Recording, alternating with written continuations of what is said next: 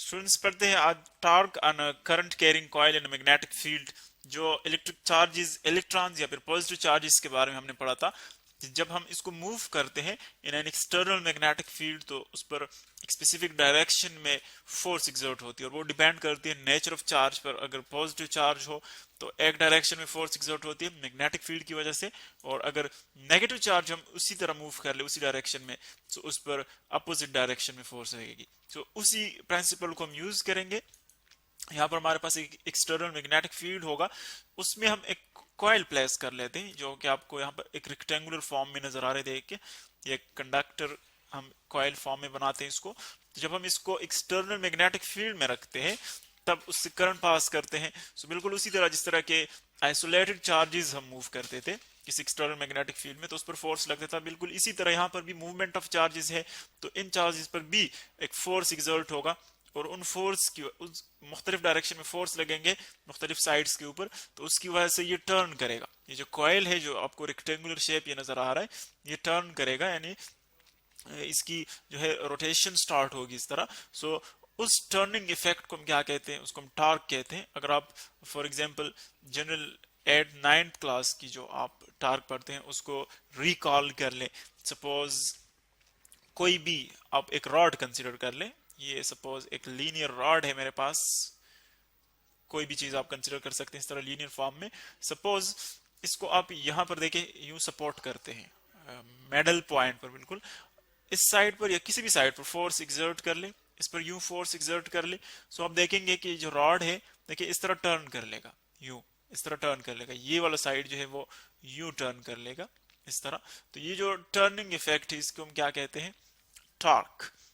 और ये फिर हम पढ़ चुके हैं डिटेल के साथ कि डिपेंड करता है मुख्तलिफ चीज़ों पर। जिस तरह के फोर्स का मैग्नीट्यूड हम पढ़ते हैं फोर्स की मैग्नीट्यूड पर डिपेंड करता है, इसी तरह परपेंडिकुलर डिस्टेंस जो है इस पॉइंट से लेकर जिस पॉइंट पर ये रोटेट करता है उस पॉइंट से लेकर फोर्स तक, जिस पॉइंट पर फोर्स लगता है वहां तक परपेंडिकुलर डिस्टेंस, परपेंडिकुलर ये परपेंडिकुलर का साइन है और डिस्टेंस परपेंडिकुलर डिस्टेंस पर डिपेंड करता है और इसी तरह एंगल पे डिपेंड करता है। तो ये टॉर्क का कंसेप्ट हम यूज करेंगे यहाँ पर भी ये कॉइल टर्न करेगा तो टॉर्क प्रोड्यूस होगा। किस तरह टॉर्क प्रोड्यूस होगा, फर्स्ट ऑफ ऑल तो आप इस फिगर की कंस्ट्रक्शन देखें कि इसमें हम कौन कौन सी चीजें यूज कर रहे हैं, मैग्नेटिक फील्ड कौन सी है और एक्सटर्नल और इंटरनल।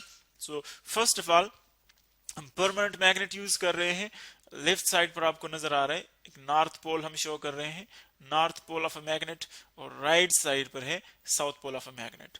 अब इसका मतलब ये नहीं कि जो हम नॉर्थ पोल शो कर रहे हैं इसके साथ अटैच्ड होता है एक साउथ पोल, चूंकि ये डायपोल फॉर्म में पाया जाता है। कोई भी आप मैग्नेट कंसिडर कर ले, आज तक जो जितनी भी थ्योरीज है उनके मुताबिक ये डायपोल फॉर्म में पाया जाता है। इसी तरह अगर आप साउथ वाले देखें जो राइट साइड पर है, इसके इस साइड पे क्या होगा, इस साइड पे होगा इसका नॉर्थ पोल, यहाँ पर नॉर्थ पोल होगा, और इसके इस साइड पे होगा साउथ पोल, यानी ये दो डायपोल फॉर्म में पाए जाएंगे। इसी तरह अगर आप देखें जो एक्सटर्नल मैग्नेटिक फील्ड हम जब भी पढ़ते हैं तो उसकी मैग्नेटिक फील्ड की डायरेक्शन हमेशा नॉर्थ से साउथ की तरफ होती है, जो कि हम देखें इन एरोज से शो कर रहे हैं। ये आप एरोज देख रहे हैं, ये एक्सटर्नल मैग्नेटिक फील्ड की डायरेक्शन को शो कर रहे हैं, ये सारे नॉर्थ से आ रहे हैं साउथ की तरफ। फिर इसी फील्ड के अंदर हमने कॉइल रखा हुआ है जो कि आप ये इस रेक्टेंगुलर फॉर्म में देख रहे हैं। अब इस कॉइल से एक कंडक्टर है, इससे हम पास करेंगे इलेक्ट्रिक करंट, जो कि यहां पर आप इसकी डायरेक्शन देख रहे हैं कि जो राइट साइड है इसका ये वाला जो लेंथ है वहां पर ये यूं जा रहा है, इलेक्ट्रिक करंट की डायरेक्शन ये है। और अगर आप देखें जब ये इस तरह टर्न करेगा यहाँ से इलेक्ट्रिक करंट यहाँ से पास होगा यहाँ पर आएगा। सो अब इस साइड पर इलेक्ट्रिक करंट की डायरेक्शन ये हो जाएगी, ये इलेक्ट्रिक करंट की डायरेक्शन, यानी यहाँ पर डाउनवर्ड आ रहा है यूं हमारी तरफ और यहाँ पर जो है वो अपवर्ड जा रहा है करंट। सो देखिए ये कंसेप्ट हमने पढ़ा था कि अगर हम किसी भी कंडक्टर से करंट पास करते हैं, फॉर एग्जांपल ये एक लीनियर कंडक्टर है उससे हम करंट पास करते हैं, तो एक तो उसका अपना मैग्नेटिक फील्ड प्रोड्यूस होता है। जब आप मूवमेंट ऑफ चार्जेस पढ़ते हैं तो वो मैग्नेटिक फील्ड प्रोड्यूस करते हैं। तो अगर आप इससे इलेक्ट्रिक करंट पास कर लें आए, सो इसका अपना मैग्नेटिक फील्ड प्रोड्यूस होता है जो कि डिपेंड करता है करंट की डायरेक्शन पर कि उसका डायरेक्शन क्या है। इसके बिल्कुल इर्द गिर्द सर्कुलर मैग्नेटिक फील्ड इस तरह प्रोड्यूस होता है, सर्कुलर यूं। तो अब अगर आप देखें इसका अपना मैग्नेटिक फील्ड है, तो फिर इसको हम एक्सटर्नल मैग्नेटिक फील्ड में क्यों रखते हैं?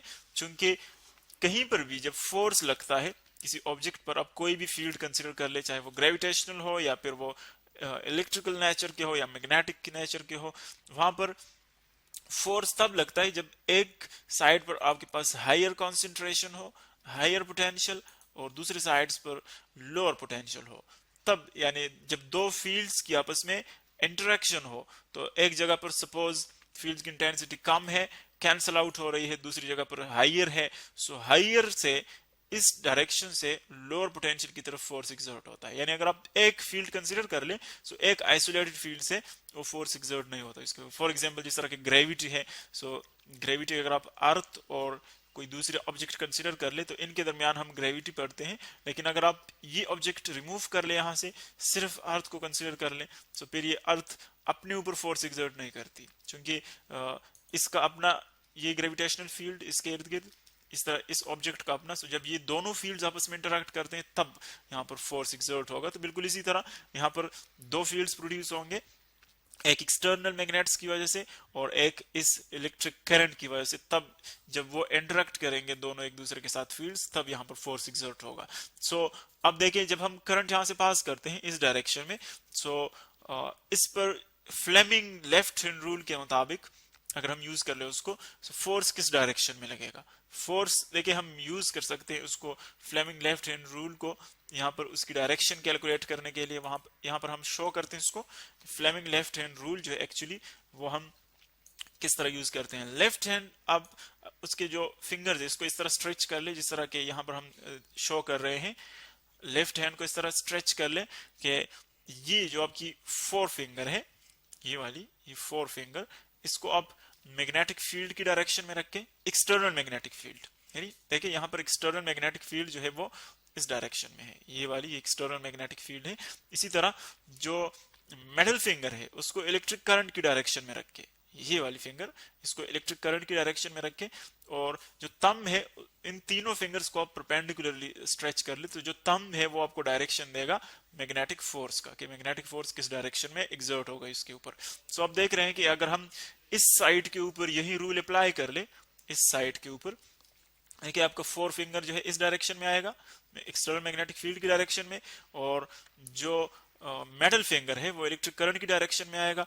इसी तरह आप देख रहे हैं कि जो थंब होगा वो किस डायरेक्शन में यहाँ पर इंटरेक्ट होंगी, इसकी डायरेक्शन होगी सॉरी, वो है डाउनवर्ड। सो फोर्स जो है वो इस साइड पे डाउनवर्ड लग रहा है। इसी तरह अगर आप देखें जब वो इस साइड से आएगा करंट, यानी यूं देखें करंट यूं जा रहा है, यूं इस कॉइल में रोटेट इसी पाथ के ऊपर आ रहा है। सो जब वो यहां से पास होगा करंट, तो करंट की डायरेक्शन अब रिवर्स हो रही है। करंट की डायरेक्शन रिवर्स हो जाए तो फोर्स की डायरेक्शन भी रिवर्स होगी, और यहाँ पर फोर्स जो है वो अपवर्ड लगेगा, यूं इस डायरेक्शन में लगेगा। सो आप देख रहे हैं कि एक साइड पर डाउनवर्ड फोर्स लग रहा है, एक साइड पर अपवर्ड फोर्स लग रहा है, तो इन दोनों की वजह से टार्क प्रोड्यूस होगा। यानी ये साइड जो है वो यूं डाउनवर्ड इस डायरेक्शन में मूव करेगा और ये अपवर्ड मूव करेगा। सो जो आपके पास कॉइल है वो क्लॉकवाइज डायरेक्शन में रोटेशन स्टार्ट कर लेगा, टर्निंग स्टार्ट कर लेगा। तो इसको हम कहते हैं टर्निंग इफेक्ट, जो कि magnetic field, external magnetic field की वजह से प्रोड्यूस होता है। और ये फोर्स क्यों लगते हैं? अगर आप देखें इस साइड पे जो आपका राइट लेफ्ट साइड है, अगर आप यहाँ पर मैग्नेटिक फील्ड की जो करंट की वजह से प्रोड्यूस होता है मैग्नेटिक फील्ड, अगर आप उसकी डायरेक्शन देखें, यानी एक्सटर्नल मैग्नेटिक फील्ड जो है देखें वो इस डायरेक्शन में है, एक्सटर्नल मैग्नेटिक फील्ड यूं है, और कॉइल को आप कंसिडर कर लें, कॉइल हमने यूं रखा हुआ है इसके अंदर, ये कॉइल है, अब इसमें करंट जो है वो इस डायरेक्शन में आ रहा है यूं।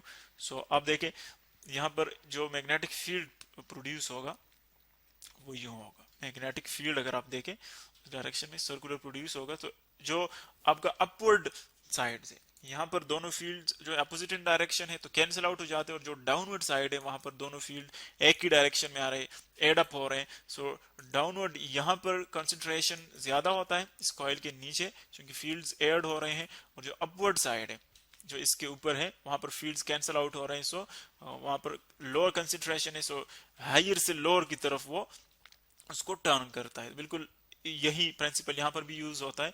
अब हम ये देखेंगे कि इसकी जो मैथमेटिकल एक्सप्रेशन है, टार्क जो प्रोड्यूस होता है, उसको हम किस तरह कैलकुलेट करेंगे।